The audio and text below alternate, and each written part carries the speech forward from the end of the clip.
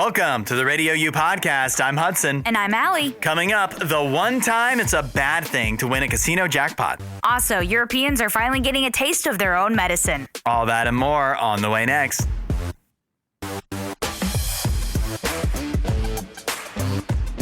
The pilot who won a private jet in a MrBeast video was arrested. Oh, no. 8772 Radio U or the talkback button in the RadioU app. He was arrested as part of a drug investigation in Paraguay where the plane he was piloting allegedly had about $7 million worth of marijuana on it. Oh, gosh. High THC marijuana.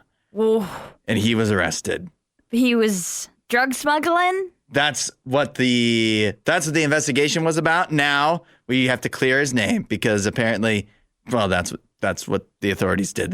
He was arrested, but he's good. Yeah, he's off. Thank goodness. He wasn't involved. Oh, thank goodness. Okay. They say, and at first, I think if you ever see this story out, if you're scrolling through or whatever, you're probably going to have the same thing I did, which is it's presented as he was arrested. He was piloting the plane that he won from MrBeast. Yeah. And that plane was full of marijuana. Like marijuana flying out the windows because there was so much on it. It says it was like over 500 pounds. Yeah. Woo. But it wasn't the plane that he had won from MrBeast. Okay. And even though he was arrested, he's been set free. He apparently wasn't involved. I don't know if, I guess he was still co-piloting the plane that may have had the marijuana on it, but it wasn't that he knew anything about it, I guess. Yeah. That he wasn't involved. Instead, the plane was owned and piloted by Estonian entrepreneur Keith Silitz. So I guess he might be the one that's getting in bigger trouble. Yeah, he might be the one who's taking the fall for this. But wow. That's pretty wild that this guy would get caught up in this mess after, such a success story on MrBeast. Yeah. Well, and if I can be really honest and everybody, can we not judge me right now that I judged this and I was like, that guy would do that. Oh, no. It's the only time. Usually you watch a MrBeast video and they really pump up the people, it's like, they really have do kids. Pick good people usually. Yeah, very wholesome people. And usually you kind of feel pretty okay about whoever winds up winning. At the end of the day, it's like, oh, that person, they've got a sick grandmother or they're doing it for their son or, whatever. Yeah, I think of the guy that won the grocery store thing. Yeah, he was stuck in the grocery store. He was such a nice guy. Yeah. And this guy was not. Oh.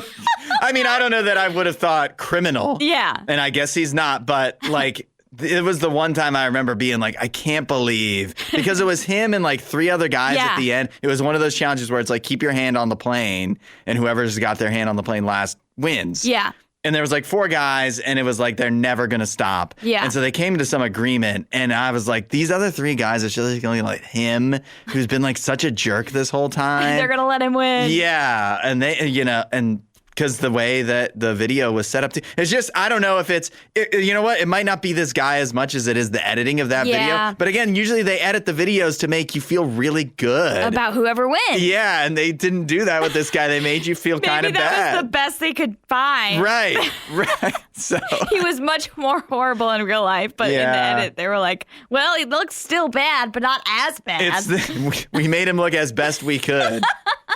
So that he's not a true villain. Yeah. But, I guess good news for him. He's not actually a criminal. He's been cleared. And I'm assuming that it seems that the actual criminals involved here are being investigated and kind of, taken care of. So, you know what? This is good news for him and good news for MrBeast. Yeah. Even though the way the headlines are going out about this, I feel like nobody's going to read the whole story we just did. Might be a little too late. If you're like Allie and I, you're getting super amped up for the World Cup starting in it's just over a week. I know.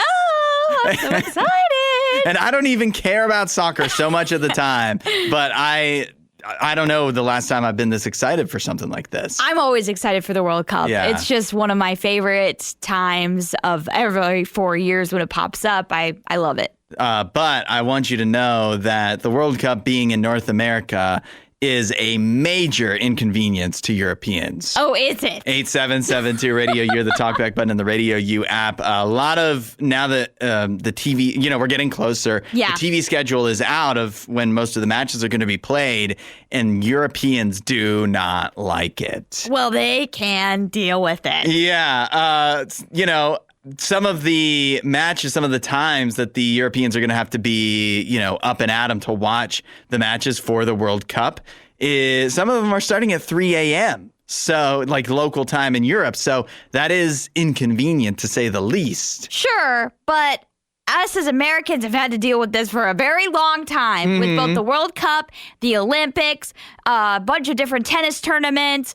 So it's time for the rest of the world to have to deal with the issues we have to deal with. But here's the thing, though. Those aren't the most important thing. This World Cup starting at 3 a.m. is like if college football games started at 3 a.m. It's to us, if they move college football games overseas or just started them at 3 a.m. for some reason, or the NFL playoffs, that would be a major inconvenience. Now, I do agree. I think Europeans, this happens once every 4 years. Yeah. It happens in this time zone basically never. Right. Because it hasn't in our lifetimes. I guess the World Cup was in Brazil once, right? It was in Brazil in 2016. Yeah, so that would have been similar. It was synonymous or around the same time as when the Olympics were happening in Rio, and then they were in Brazil. The World Cup was in Brazil. Yeah, so basically this never happens. So maybe Europeans they've been a little spoiled because even when stuff happens in Asia, that's when it's starting at 3 a.m. for us. I wonder what the time difference for them was with the Qatar World Cup. It was probably hardly anything, right? Maybe. I don't know. Only a couple hours. So they're just not used to this. But to me, when we get when the World Cup is where it normally is overseas somewhere, that's an opportunity. Like, you get to wake up.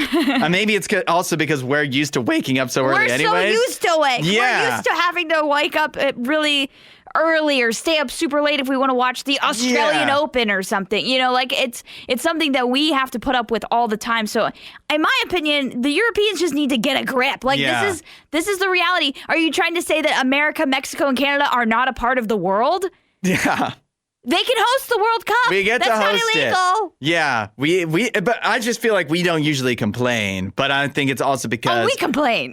I don't think we complain about this. Oh, okay. I think Americans are used to it. Well, we definitely are, but I still think we both have complained about it, like that it's annoying, especially let's say Major League Baseball plays a game in Korea or Japan or something. It's like, man, it's like we just had the World Baseball Classic. There were games going on while we were doing the show. Yeah, at 6 a.m. and Eastern. that was fun. Yeah, it was fun. You got sports all day. Yeah, I didn't have any issue with it, but I do know some people that complain about that. They'd much prefer for it to be on prime time. But the problem is, this is the world. Everything can't be prime time for you, Unless we do my thing, and that is the world time zone. Yeah. One time zone for the entire world. When you were gone, that highlight played again. Yeah. That break was almost 8 minutes long of us arguing about that. It was hilarious. Hey, it seems pretty smart right about now, doesn't it? With the World Cup coming up. The Europeans may agree. Yeah, they might buy into that. But you know what's funny, though, is I get what they're complaining about, but obviously I don't think it's a big deal. I think you just have to just put up with it. What I think is funny is the complaining about the temperature of the teams are like, oh, it's going to be hot. What? In Qatar, it was 100 degrees outside. I know, but they're worried that the European teams won't play as well because it's going to be too hot for them. Oh, no, it might be too hot. Those poor Europeans. Hudson, I saw this graphic on social media the other day, and I was like, this is such a true concept, and it's one that can be really hard to understand, but it's kind of important to understand. And it just said, the ground is completely level at the foot of the cross. Nice. I really liked that. I thought that was very, very powerful. It means there's no higher seats. There's no better positions. There's no VIP sections. Everything is level at the foot of the cross. No one stands taller than anybody else when they come to Jesus. The cross, it doesn't sort people by like background, status, success, or failure. But there's a lot of people that think that way. There's a lot of people that think, you know what? I'm too far gone for Jesus. He doesn't want anything to do with me. There's no way I can change. There's no way my life can get any better. I'm just stuck where I'm at. And so we kind of have this view of like, there's almost like pedestals. Certain people are higher, certain people are lower. Like if let's say you're at a concert and, you know, it's 21 Pilots up on the stage and they're like doing that thing where they reach out their hand, you know, like and high five a bunch of people in the crowd or whatever, but you're too far away and they'll never even see you and they'll never notice you and they'll never remember you. And so like, obviously you're having fun, but it's just like, but I can't like, I'm not actually a part of this, you know, I'm too far away. Right. You're not in the pit or whatever. Yeah. But that's really not how it is at all. All of us meet there at the same position, at the same way, not because of what we've earned, but because of what we need, which is grace. All of us are in need of grace. That's that free gift that we talk about. And it's freely given by Christ. When he died for us on the cross, that is what he's giving you, an opportunity to have grace and freedom from sin and eternal life. That's what he wants to offer you. And most importantly, he wants a relationship with you. He wants to know you. And so the best thing to do is to realize there is nothing holding you back. There's no people in front of you stopping you from high-fiving the 21 Pilots band. You know, there's nothing that's going to get in your way. And so you don't need to look at somebody else and be like, man, they're so much better off than I am. Surely God favors them more than me because I've messed up so many more times than they have. That's not how God views it at all. It is completely level at the foot of the cross. It's just, he wants you to be there. He wants you to be at the foot of the cross. You need to go there and accept that free gift of grace. You're in the front row. There's a seat saved for you. God notices you. Think about that Jesus, like, who created the world, sees you and sees you as important and notices all you're going through and notices all the, you know, flaws that you may feel you have, and he still loves you and wants that relationship with you. And that's available to you today. RadioU.com/free gift. You can start talking to God wherever you are. Invite him in. Say, hey, Jesus, I need a relationship with you. Show me you see me, and go from there. I am going to open up the Radio U hotline here. 877-2-RADIO-U. Or you can use the talkback button in the Radio U app to let us know your stupidest skill or talent that you have. And that is because I have a kid here from Oklahoma who just absolutely crushed it at his school's talent show. Yeah. By mimicking birds. Listen to this. All right. The first one is the creepy sound of the common loon. Oh, wait, there we go.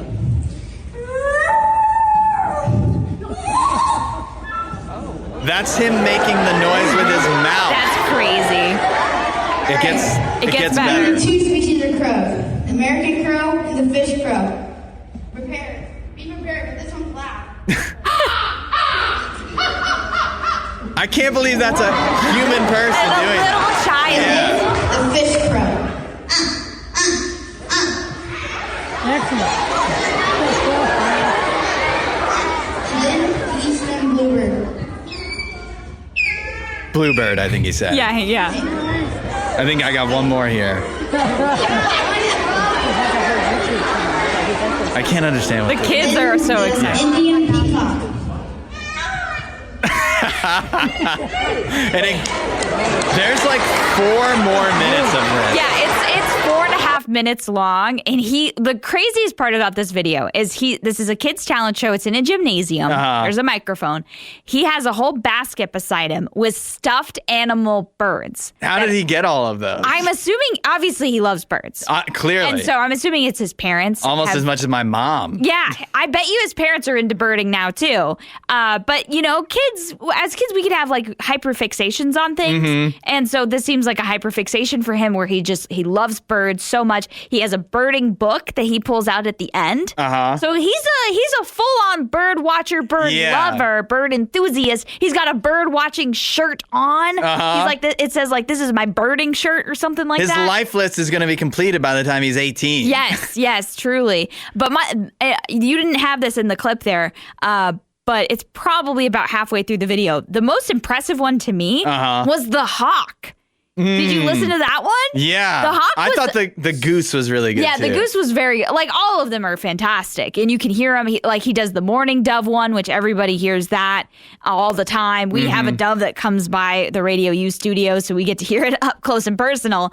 But yeah, the hawk, he just nails it. So very, very impressive for a young kid to do that. It'd be one thing to have like one or two birds that you can really do, but he nails all of them. Like 2 dozen of them. Yeah, he knows all of them, and he even like runs out of stuffed animals, and he's like, I've got 4 more in my book here I'm gonna do, and so he just keeps going. They don't even make stuffed animals of these. They're so rare, but trust me, this is the sound they make. This is what it sounds like. Yeah. 8772 Radio U. We can send you the entire video if you want to spend all 5 minutes with it. Just text the word bird to 8772 Radio U. But we also want to know your stupid talent or skill. I wouldn't even call this stupid. Like, this is What good impressive. can it do? What good can it do? But it's impressive. It is impressive, but that's the point. That's a talent or skill, but it doesn't help you in any way. Well, I don't besides think that win makes it a middle school stupid. talent show. I mean, clearly it helped him win probably a talent show, because I mean, the kids were going crazy. My favorite part was there was a kid in like a taekwondo or karate outfit in the front, like he probably did a demonstration, and he keeps turning around with like a shocked face every time the kid does an impression, and he keeps doing the mind blown hands, like he's like, whoa, because he keeps knocking him out of the park, and you're like, and then he says another bird, and you're like, no way he can do this one for some reason, and then he always can. He delivers. So let us know your stupid human skill or talent.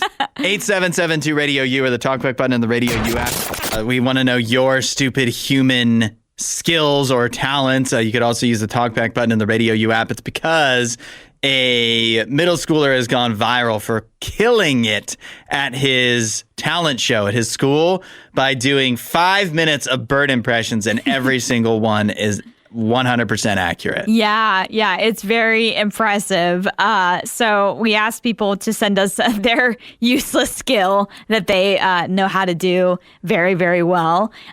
We heard from Josh. He says his son can do a seagull perfectly. He's told him he can't wait until he's old enough to go to Cedar Point and trick people in line. There's also, I've seen video of that seagull impression competition. Oh, there is? Yeah, they do that every year.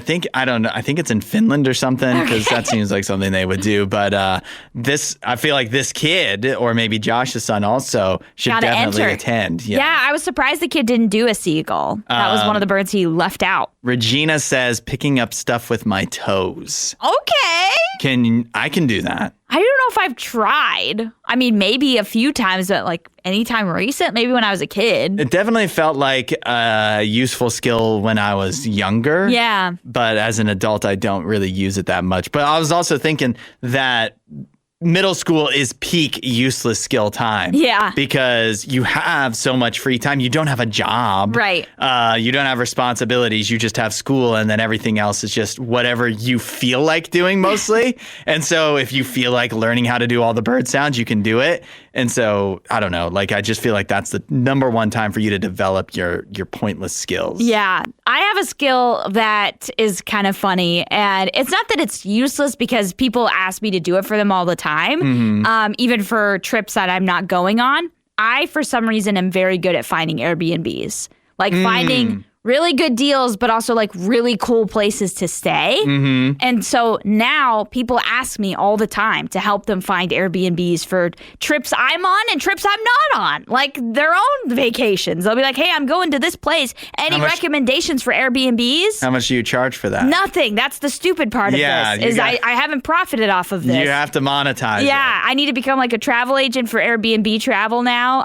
But yeah, I'm very good at it for whatever reason. It's just because I'm dedicated. You have to really search for the hidden gems. Yeah. My skill is that I can wrap my arm all the way around my head and put my finger back in my ear on the same side. Oh, that's crazy. Yeah, so like my right arm, I'll wrap it around my neck and then put my right hand finger into my right ear. What? My arm is wrapped around my How do you do that? I don't know. I think I'm double jointed. I've never had that like diagnosed or whatever. Yeah. But I don't know. Just like I'm not flexible like I can do the splits, but like some of the like weird things I can do with my fingers and shoulders and stuff is kind of strange. Yeah. So. Yeah, I had a friend in like middle school that was double jointed. She could do all sorts of crazy stuff. That's also when being double jointed is actually like useful. Yeah, you care, but you wouldn't put it on a dating profile. No. Or like in a job resume or anything. So yeah, definitely not a job resume.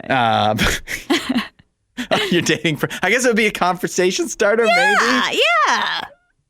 What would the conversation be? I mean, Not we just a had good it. one. Just pretty much that was it. Yeah. So I don't know if I recommend it. We have the Spurs versus the Knicks. Allie, this is the best finals matchup in how many years? Oh, best finals matchup? I mean, I thought last year's finals matchup was pretty fun after Indiana went on that big run out of nowhere. Obviously, it kind of stunk at the end because Halliburton got injured. Mm-hmm. But yeah, I think this is a decent matchup, especially because we've got some really good young talent. We've got a lot of pressure on the Knicks for finishing this out. Mm-hmm. So it's kind of interesting the juxtaposition there. It feels like the Spurs are early.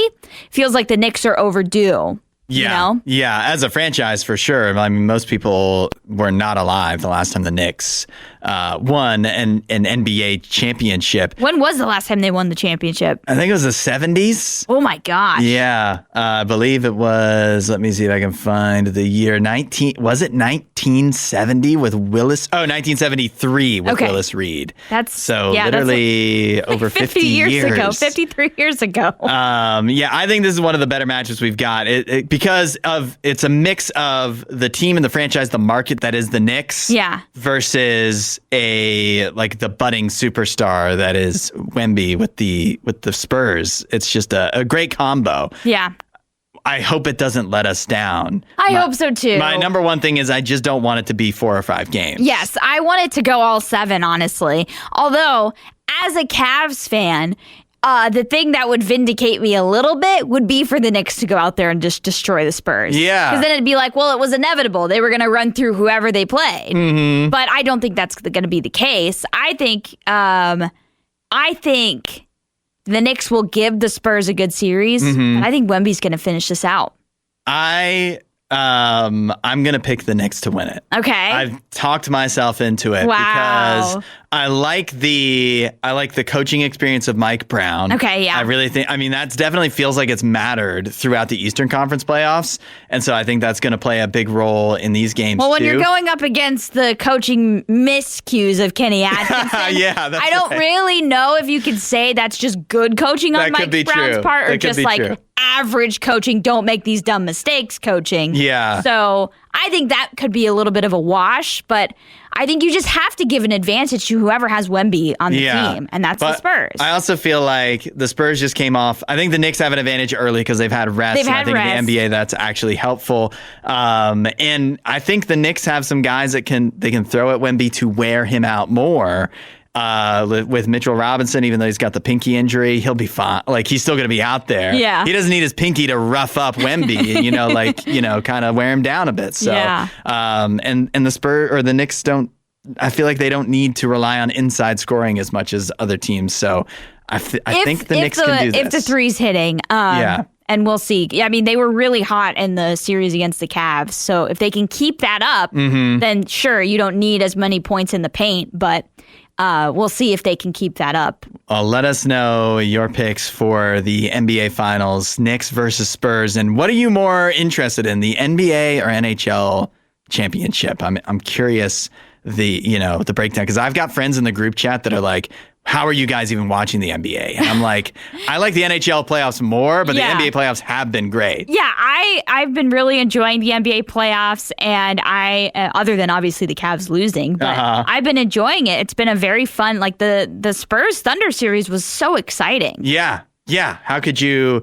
It's not a competition. They can both be good. Yeah, they both can be good. They're not mutually exclusive. Yeah. Radio U, where music is going, 8772 Radio U, or use the talkback button in the Radio U app to let us know your pick on Would You Rather Wednesday. The question is, if you're in a horror movie, would you rather that the killer can only move when you blink, or they can only see you when you make noise? Yeah, we heard from Max. He says, gotta go with the blinking. There is no way I could be quiet with this prosthetic leg.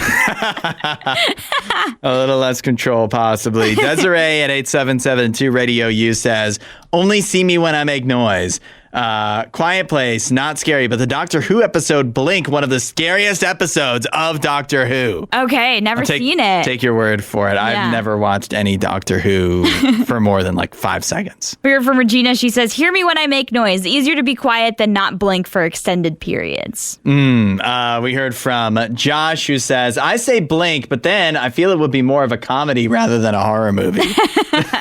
Another Doctor Who reference here from Charles. He says, so either the killer is a weeping angel from Doctor Who or one of the things from The Quiet Place. I'll pick the things I can more easily keep quiet than I can not blink. Okay. Allie, as a horror movie aficionado, what is your pick for this scenario? I do think it is easier to survive in a quiet place than it is to survive with a killer that is moving when you blink, because there is something kind of unnerving about that. Like when your eyes are closed, they're able to move because you have to think, you have to sleep.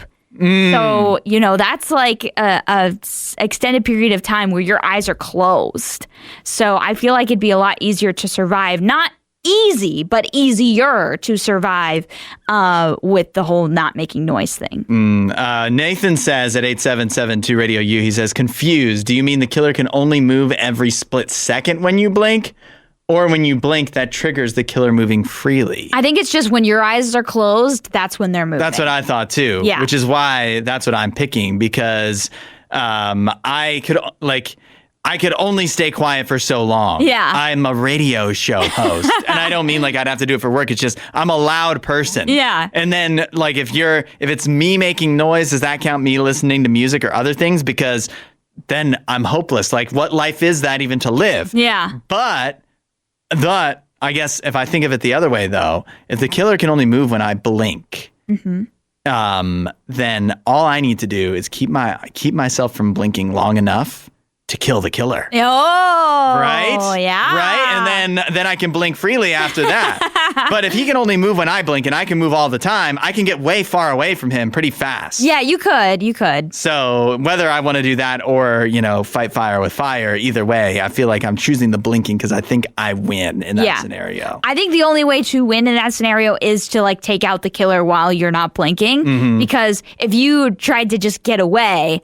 think about how you'd constantly have to be on the move. Yeah. Similar to like, zombies. It's not that zombies are fast in like The Walking Dead. It's that they never stop walking. Yeah. And so you always have to be on the move because they don't tire out, but you do. And so it'd be better to take them out versus like just trying to outlast them. Yeah. Because you're not going to outlast them. And, but thinking about like, if the killer can only see you when you make noise, all you would have to do is kill them silently. Yeah. Right? Yeah. So either way, I feel like actually these sound both scary, but you actually could win. There's a way you can figure out how to beat this. Like I would survive a quiet place. I would just simply kill all the aliens silently. Silently kill them.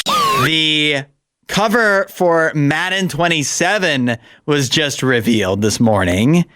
And Allie, they made a huge mistake. This is so bad. They put Caleb Williams, quarterback for the Chicago Bears, on the cover of Madden 27. In the most wild pose I've ever seen. What is he doing? He did that in a game. That was against the Packers. I'll never forget when he threw that jump pass. But he's basically in the Michael Jordan pose. Why are his legs doing that? I don't like it. It's he is doing the jump pass from the Packers playoff game where he completed it to, I believe, Roma Dunze. And it's over the city skyline of Chicago, where the Bears will no longer be playing, probably. And then give it a couple of years. Yeah. R.I.P. Soldier Field. But I think this is a big mistake. Yeah. For Madden, because I would agree. This is this is the hype train leaving the station well before it's actually deserved. Exactly. He's won one playoff game. He's won one playoff game, and didn't they lose in the wild card last year? They lost to the Rams in the playoffs last year. Yeah. Oh, in the playoffs. Yeah, they won in the wild card and lost. They beat the Packers. Yeah, that's right. That's right. But either way, like that was still an incredibly close game. But I think the more thing that kind of drives me a little bit up a wall with this is that his stats overall for last season pretty mid. They're not good. It's not that they're bad. Mm-hmm. It's not like he's the worst quarterback in the NFL, but he's not the best. He's not even top 5. No, he's not. So why is he on the cover of why is he considered like the best player to be on the cover of this for the whole sport? I guess because he's controversial. I know that's why they're doing it. Yeah. It's for clicks. It's for, it's got us talking we're about talking about it, all of those things. But it just aggravates me as a fan of football. It aggravates me. There's a history of the Madden curse that, it's debated of whether that's real or not. I feel like it's less prominent in years past, but here's why. Because particularly in regards to quarterbacks, they pick quarterbacks that have already, what could they be cursed with? They've already accomplished things. Patrick Mahomes, he had already won MVP. Lamar Jackson, Josh Allen, Tom Brady. Yeah. These are guys that are already MVPs. Saquon Barkley was the most recent cover athlete. Yeah, I remember that. He just won the Super Bowl. That felt very fitting. But if you go back, there's also the history of these guys that are more similar, in my opinion, to Caleb Williams at the time.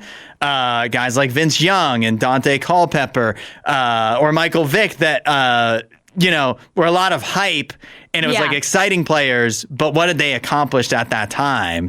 It's kind of similar to this, where it's like they had maybe one good season. Caleb Williams' season wasn't even that good. He won a playoff game, but there's a lot of bad quarterbacks that have won playoff games. It's true. This is going to wind up being like Caleb Williams' highlight of his career, I think. I think you're right, because I just do not get the Caleb Williams hype. I have not bought into it from him being at USC in Oklahoma. Yep. I just always thought that this was just overplayed. I didn't understand it, and I don't get it now, and I don't think I'll ever get it. No, there's nothing. One of the most confident things I am in the NFL this year is that the Bears will come back down, will be the Bears that we know and love. Yeah. That will miss the playoffs and not have a good season. And Caleb Williams is going to be a key part of that.